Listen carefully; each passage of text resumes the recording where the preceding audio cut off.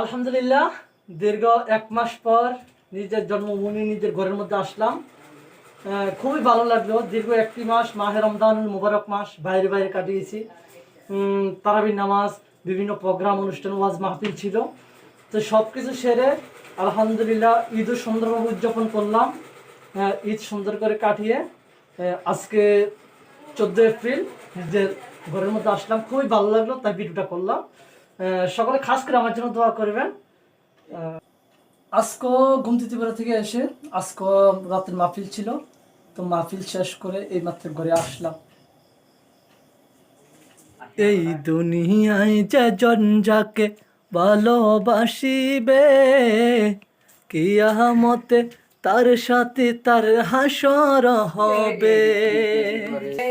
তোমায় ভালোবাসলে পাবে জান্নাতে মাকা।